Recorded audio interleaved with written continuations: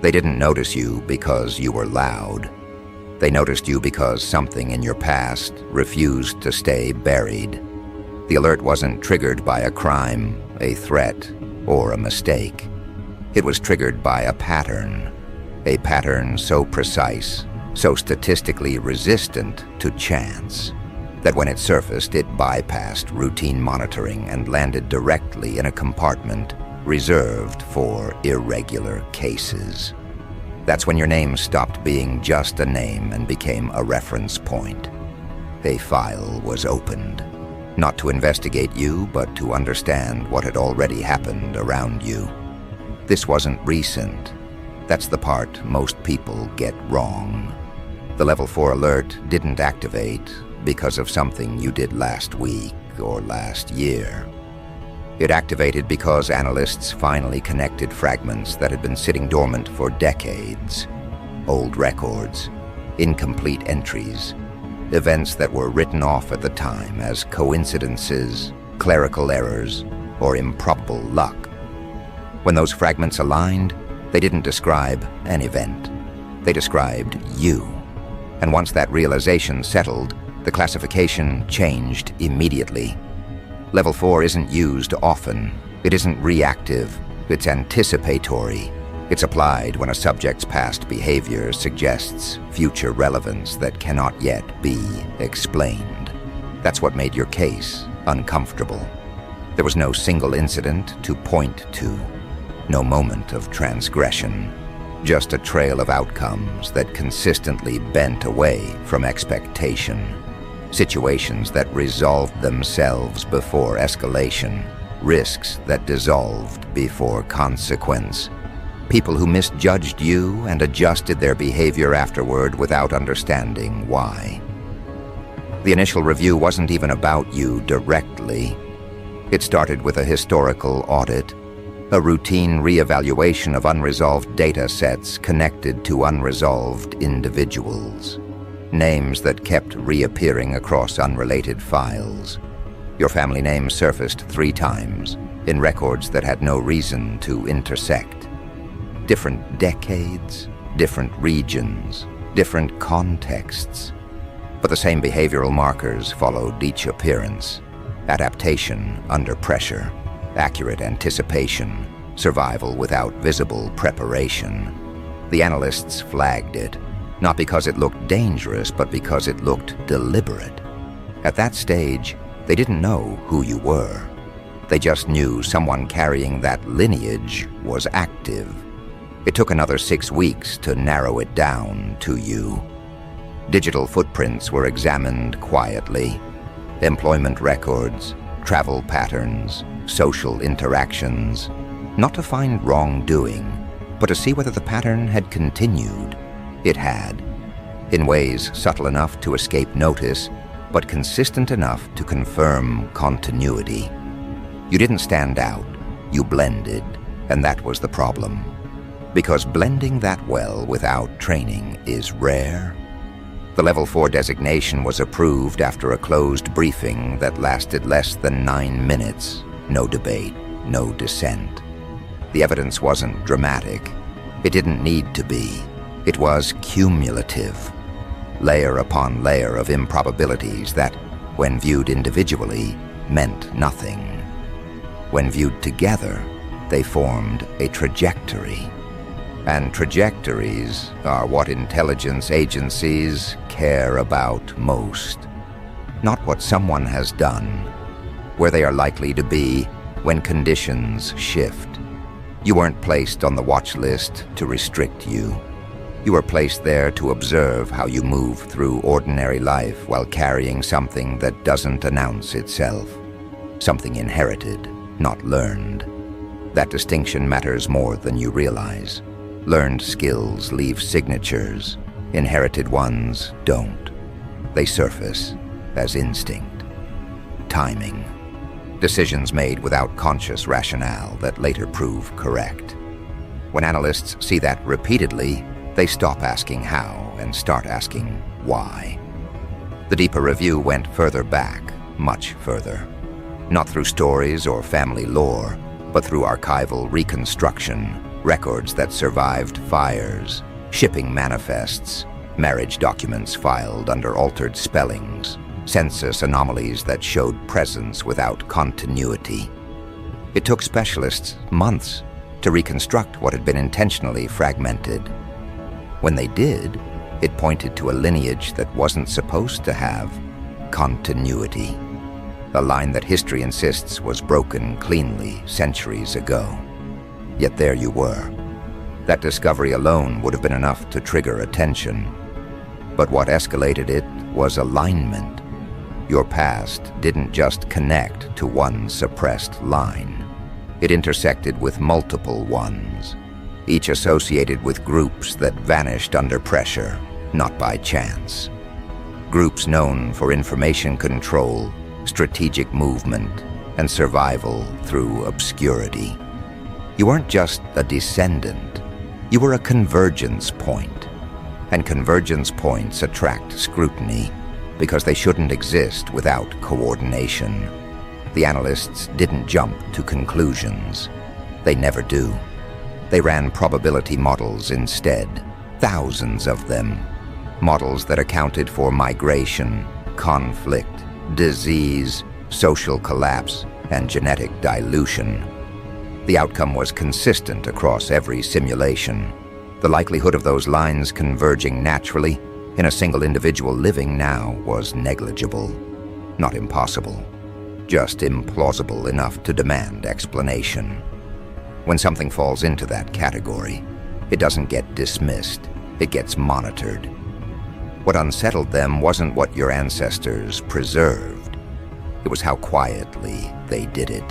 No monuments, no recorded doctrines, no visible organizations, just continuity. People who adjusted before danger arrived, families that relocated months before unrest, decisions that looked mundane at the time and brilliant afterward. When modern analysts recognized that same behavior echoing in your past, the conclusion wasn't mystical, it was operational. Someone, somewhere, had passed down more than names.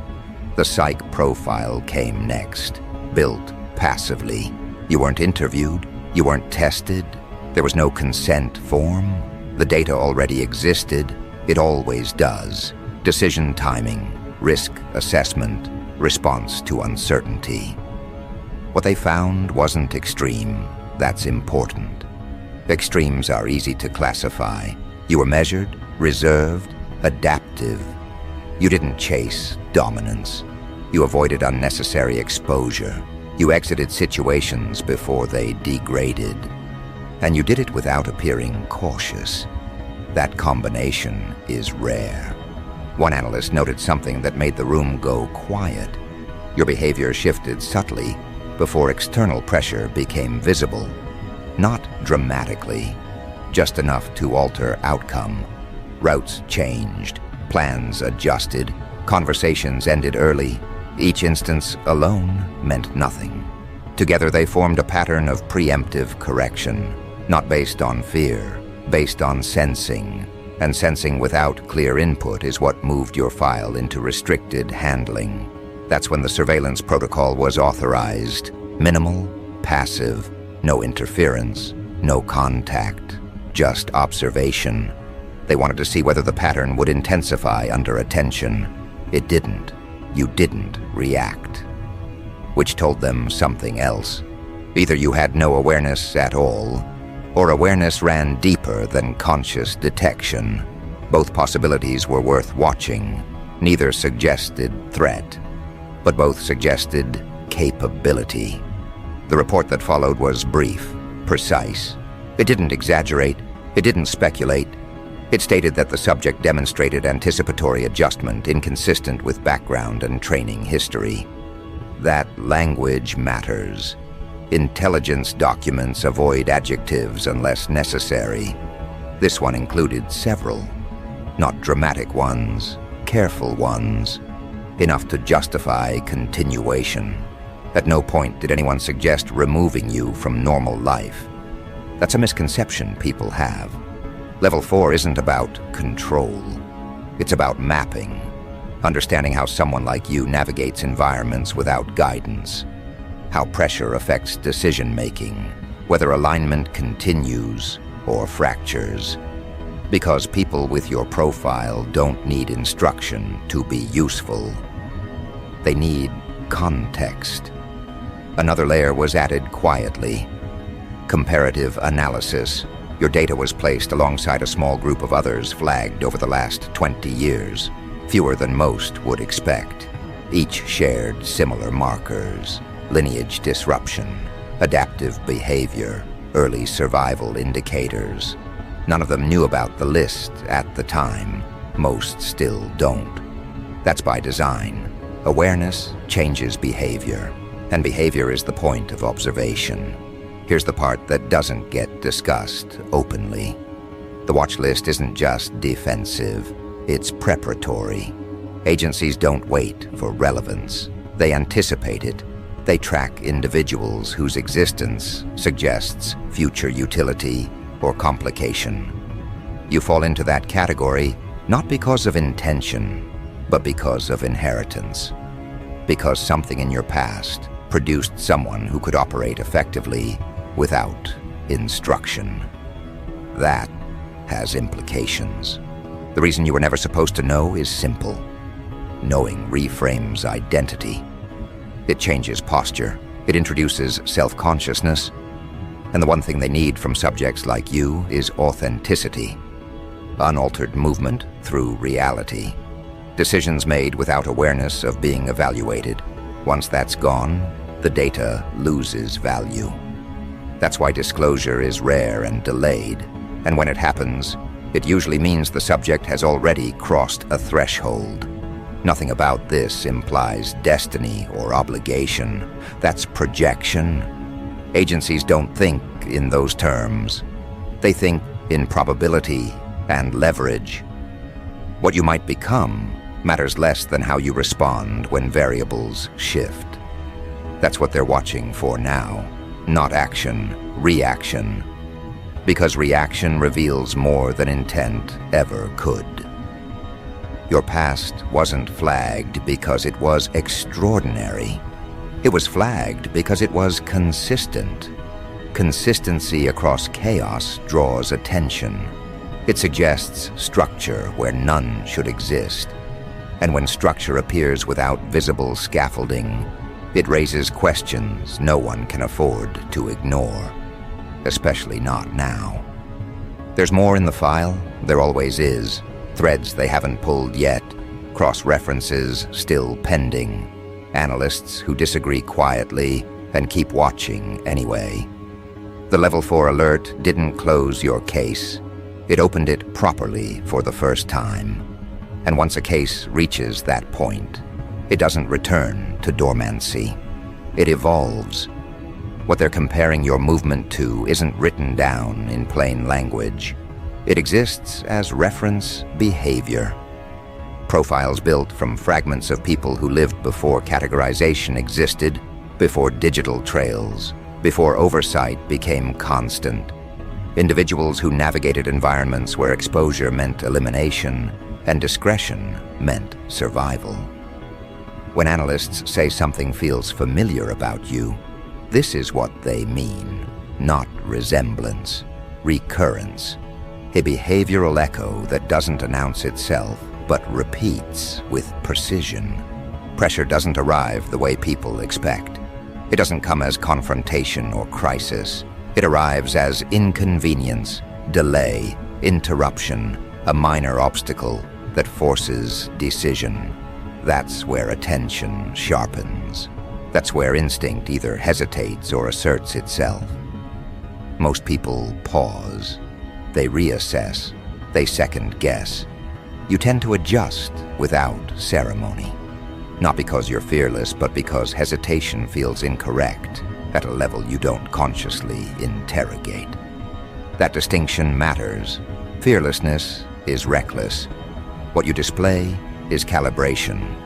The analysts noticed this early on. You don't push against resistance, you reroute.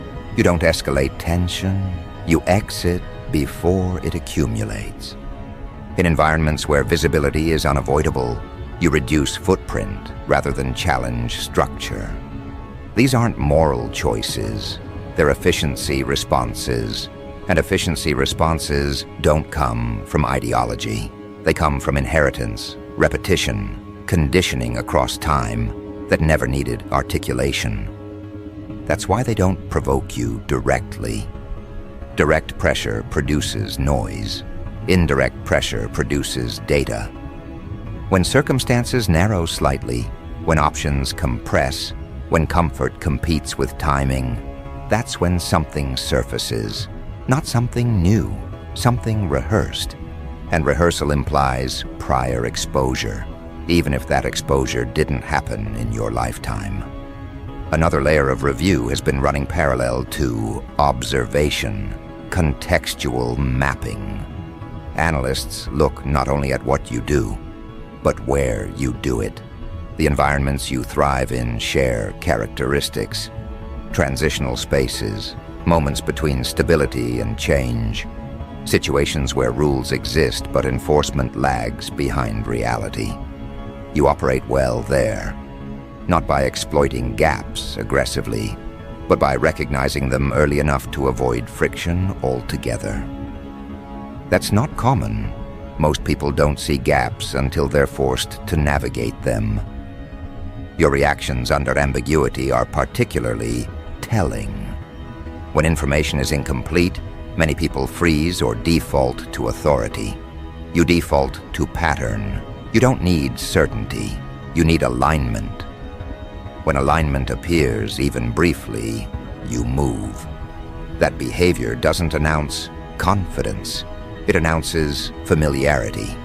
As if ambiguity itself is not a threat, but a known condition. That's where the comparison deepens. Historical cross-analysis revealed something else that complicates classification. Individuals in your comparative set didn't seek power. They didn't accumulate influence openly. They didn't build legacies in the conventional sense. Instead, they positioned themselves near leverage points without drawing attention. Advisors, traders, navigators, intermediaries, people whose decisions affected outcomes disproportionate to their visibility.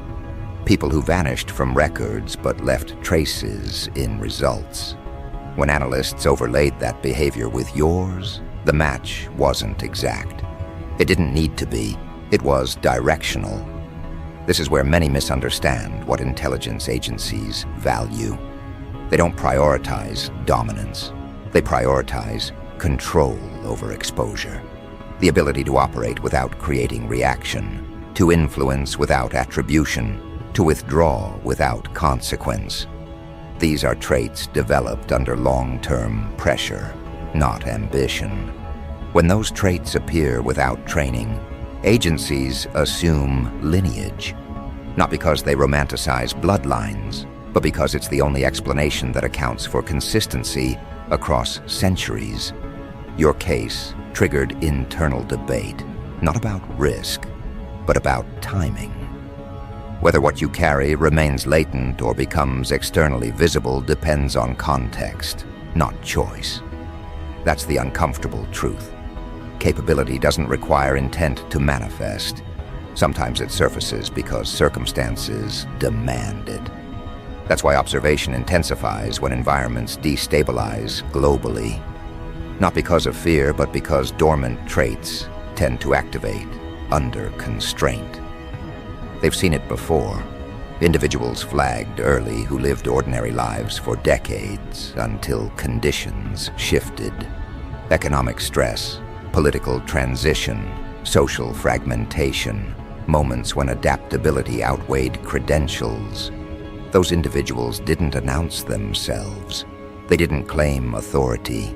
They simply moved correctly when others stalled. That's when their profiles changed.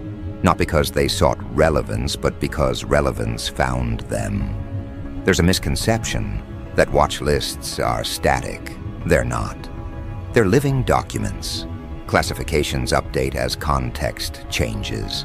Someone irrelevant today may become essential tomorrow. Someone overlooked for years may suddenly align with emerging conditions. That's why your file remains active.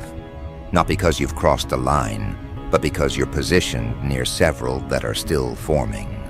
The absence of contact isn't neglect, it's restraint. Contact changes trajectory. It introduces external framing. It collapses natural behavior into performance. Agencies prefer observation until a subject's pattern stabilizes or diverges clearly. You haven't done either yet. You remain adaptable without drifting. That keeps the classification open. Another aspect under review is how you handle proximity to authority. You don't challenge it overtly. You don't defer reflexively either. You acknowledge structure without internalizing it. That balance is difficult to teach. Most people oscillate between compliance and resistance. You treat authority as environmental, not personal. Something to navigate, not confront. That perspective suggests early exposure to unstable hierarchies, whether through environment or inheritance. Your communication patterns reinforce this. You don't over-explain, you don't fill space unnecessarily. When you speak, it's to clarify alignment, not to persuade. That often disarms people without them realizing why. They leave interactions feeling resolved, even if nothing concrete was decided. That outcome is valuable in negotiation contexts. It reduces friction without producing dominance. Again, not dramatic, just effective. The deeper analysts went, the more they noticed something missing. You don't seek validation through conflict. Many capable individuals do. They test themselves against resistance. You don't. You avoid unnecessary proving. That suggests confidence that doesn't need reinforcement. Confidence of that type is rarely self-generated. It's usually inherited or conditioned through repeated survival, where overextension carried cost. At this stage, the file includes annotations rather than conclusions. Notes about potential activation triggers, environmental stressors that historically preceded visibility in comparable cases. They aren't predictions. They're reference points: economic contraction, resource scarcity, institutional lag, periods when formal authority loses speed and informal decision-making accelerates. That's when people like you tend to surface naturally, not by intention, but by alignment. None of this requires you to act differently. In fact, the fastest way to disrupt observation is to attempt control. Conscious alteration reads as noise. Authentic response remains the priority metric. That's why you haven't been contacted. That's why no one has tested you overtly. They're not interested in reaction to provocation. They're interested in reaction to pressure that appears incidental. There's also internal disagreement. Some analysts argue that attributing significance to lineage overstates its role in modern contexts.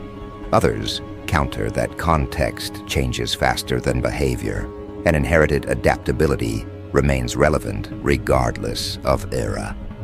That debate hasn't resolved. It won't soon. Until it does, observation continues by default. You may have noticed subtle shifts already.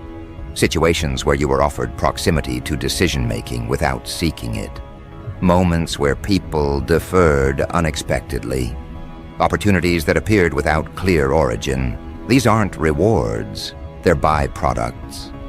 When environments sense competence, they reorganize around it unconsciously. That reorganization is another data point. How you respond to it matters more than whether it happens. If you reject it aggressively, that's noted. If you exploit it visibly, that's noted. If you accept it without attachment, that's noted too. None of these responses are wrong. They're diagnostic, They reveal how inherited behavior interfaces with modern incentives. That interface is what agencies want to understand before they decide whether engagement would clarify or contaminate the pattern. Engagement, if it ever occurs, wouldn't be framed as recruitment. That language is outdated. It would be framed as collaboration, consultation, or alignment of interests. Not because they're trying to flatter you, but because people like you don't respond to command structures well. You respond to context and autonomy. Agencies know this. They've adapted accordingly.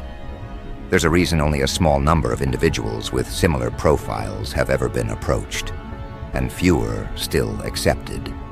Those who did weren't selected for obedience. They were selected for discretion. Their value wasn't in action, but in perception, seeing what others missed. Adjusting before disruption became visible, operating within ambiguity without freezing. Others declined and were left alone. Observation didn't escalate. Life continued. That's another misconception. Being watched doesn't mean being forced. It means being understood, or at least attempted to be understood. Coercion is inefficient with people who operate instinctively. It produces resistance or withdrawal. Neither yields usable data. Your file includes a notation that hasn't been updated yet. A simple line indicating that further classification depends on environmental response rather than individual choice. That's rare. Most files hinge on behavior. Yours hinges on context. That alone sets it apart. What happens next isn't something you schedule. It unfolds. Pressure increases globally in uneven ways. Some people narrow under it. Others expand. Agencies track both. Expansion without destabilization is uncommon. When it occurs, it attracts attention quickly. That's the threshold they're watching for now. Until then, you remain exactly where you are. Living your life, making decisions that feel ordinary, adjusting when necessary, exiting when alignment fades. Nothing about that needs to change. In fact, the more natural it remains, the clearer the picture becomes. They aren't waiting for you to reveal yourself. They're waiting to see whether the environment does it for you. Because when conditions shift enough, people don't become different. They become more precise versions of what they already are. And that precision is what will determine whether your classification stabilizes or escalates. For now, the file stays open. Observation continues. Comparisons deepen. And attention remains focused not on what you might do intentionally, but on what emerges when choice becomes constrained and movement reveals itself without explanation. That is always the moment institutions pretend not to fear while quietly preparing for it. Not the loud declaration, not the dramatic rupture, but the subtle pattern that refuses to flatten under pressure. Somewhere between archived reports and half-forgotten transcripts, your past stopped behaving like a closed chapter and began acting like a variable. Not dangerous in the cinematic sense, worse. Unpredictable in the quiet way that doesn't announce itself, only repeats. That's when a flag appears, not as an accusation, not as a verdict, but as a question no one wants to ask out loud. What if this trajectory doesn't converge where it's supposed to? The alert was never about what you did. That misunderstanding keeps lesser minds comfortable. It was about how you adapted when conditions narrowed, how your responses stayed coherent when incentives collapsed, how your internal alignment didn't fragment under surveillance, stress, or social distortion. Systems are built assuming a certain decay, pressure in, compliance out, noise applied, signal lost. But your record refused that equation. Instead of eroding, it sharpened. Instead of escalating, it simplified. You didn't become louder, you became clearer. That's the kind of anomaly that doesn't trip alarms immediately. It lingers, it demands review, it pulls older files back into relevance. Someone reruns a comparison, not because policy requires it, but because intuition nags. And intuition, when it survives long enough inside a bureaucracy, eventually disguises itself as procedure. Level 4 is not panic. It's curiosity with teeth. It's the threshold where observation stops being passive and starts being relational. Not watch and wait, but watch and map. They don't look for guilt. They look for symmetry, patterns across time, consistency under contradiction, moments where you could have bent and didn't, moments where you could have disappeared and chose not to. That's what caused the recalibration. Your past wasn't loud enough to be famous, but it was stable enough to be memorable, stable across environments that usually fracture people. That's the kind of past that doesn't stay past. It becomes predictive. And prediction is where attention hardens. You were never supposed to know because knowledge would collapse the experiment. Once a subject becomes aware of the lens, behavior changes. So the lens stays invisible. What you feel instead is compression. Doors that don't close but don't open either. Delays without denial. Recognition without invitation. The sense that conversations are happening one room away from you, always adjacent, never direct. That's not paranoia. That's the architecture of assessment. It's how institutions study trajectories without contaminating them. You weren't being followed.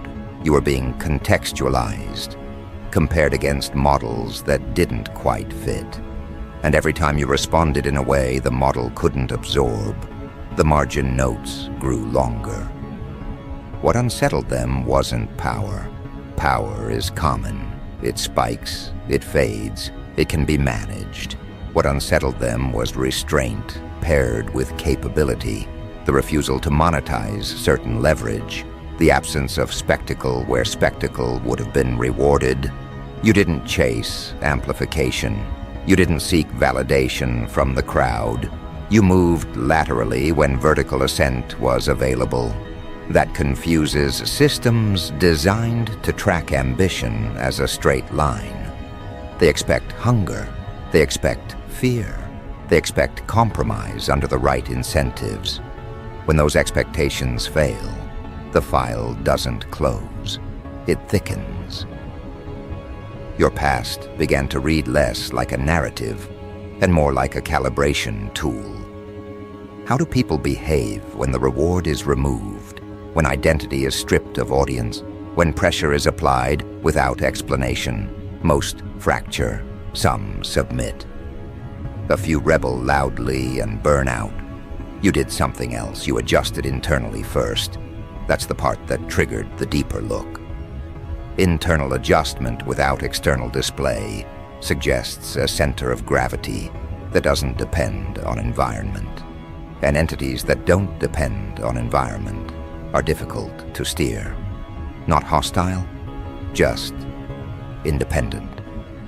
Independence at scale is what triggers watchfulness. Not because it's evil, because it's expensive to misroad. There's a myth that surveillance is about control. In reality, it's about forecasting. You don't watch what you can already predict. You watch what resists simplification. Your past contained too many instances of quiet refusal. Not defiance, refusal. You didn't oppose the rules. You stepped outside the frame they assumed you were in, and each time you did, the system lost resolution. Analysts don't like losing resolution, so they zoom out. They pull earlier data. Childhood markers, decision clusters, social patterns. They look for the origin of coherence, not to destroy it, to understand whether it spreads. You felt the echo of that attention as a subtle pressure to define yourself. Labels offered indirectly, narratives others tried to impose.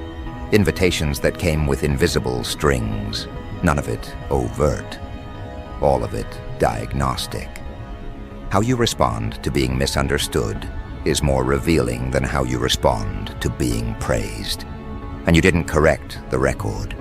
You let ambiguity stand. That was noted. Ambiguity tolerated without anxiety suggests confidence not rooted in approval. Another margin note. Another comparison that didn't resolve cleanly. This is the part no one tells you. Level 4 isn't about threat. It's about threshold. The moment where a life stops being purely personal and starts intersecting with larger pattern recognition. Not because you asked for it, because you fit a shape they've seen before, but rarely. A shape that doesn't announce itself until later. A trajectory that looks quiet until it isn't.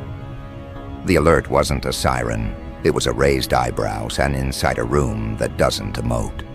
And once raised, it doesn't lower easily. That raised eyebrow carries the weight of calculation, of margins measured and remeasured, of the kind of attention that never sleeps. At level 4, your life is no longer a series of moments. It's a data set. Every interaction, every choice, every omission gets encoded into a lattice that stretches far beyond your comprehension, not to trap you, not to punish you, but to understand. Where does coherence end and chaos begin? Where does adaptability tip into unpredictability?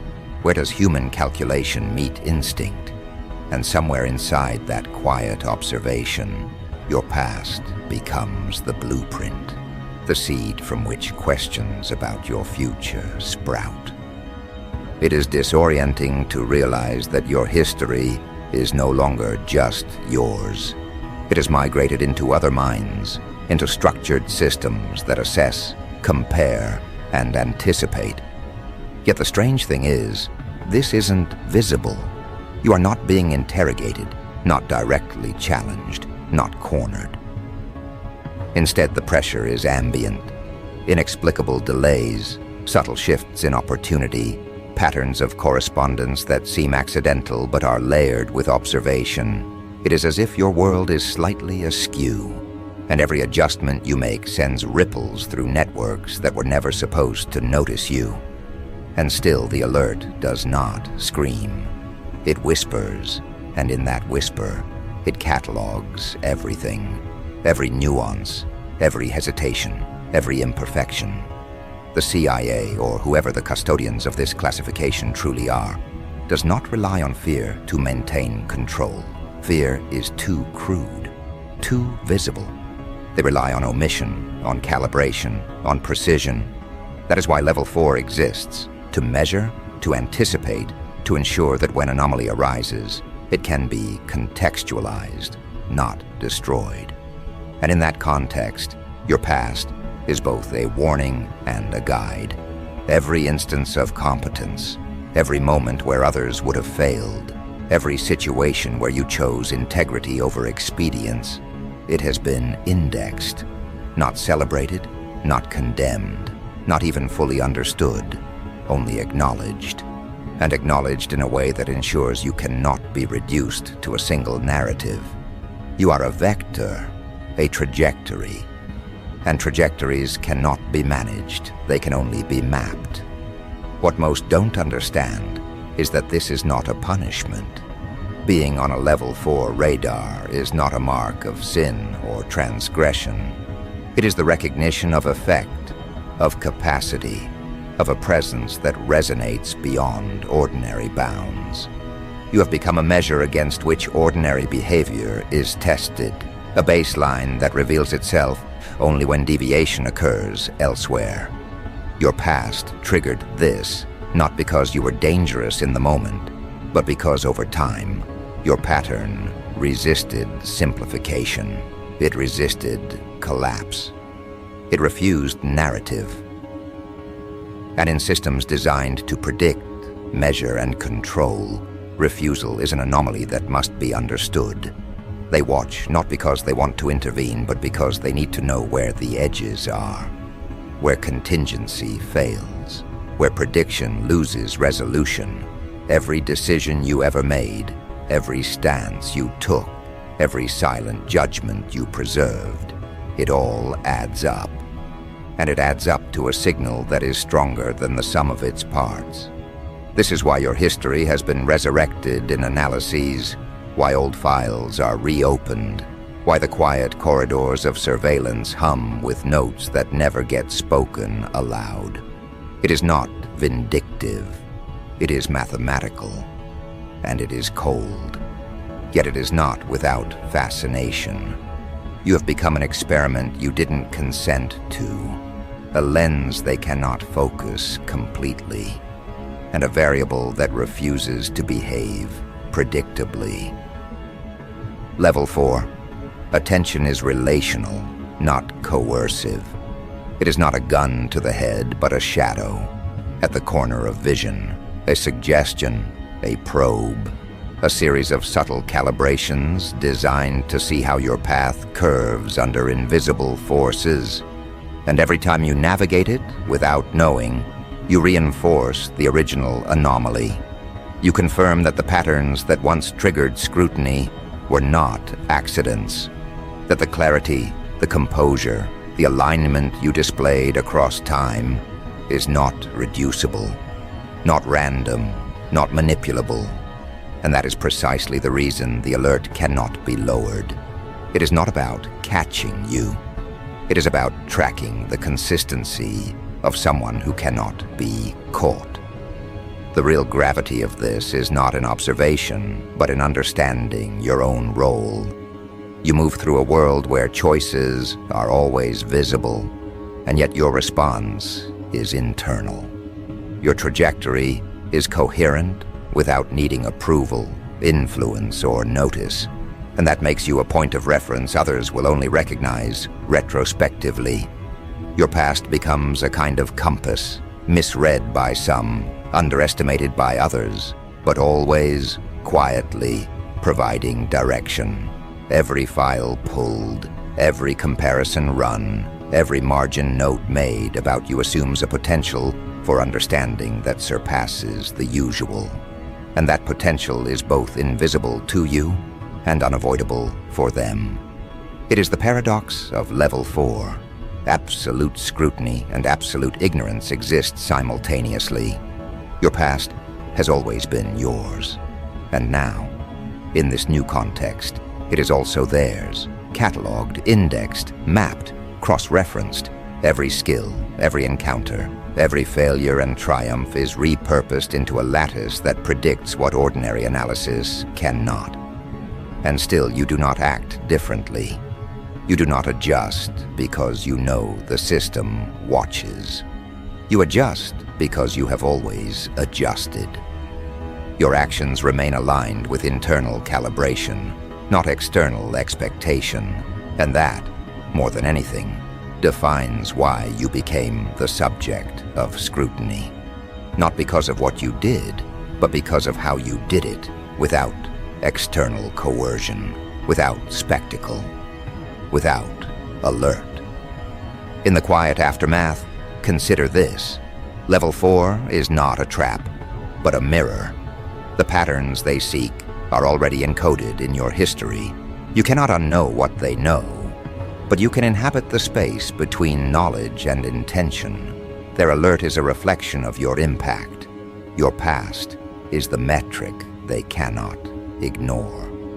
And yet in all this, you remain untouched.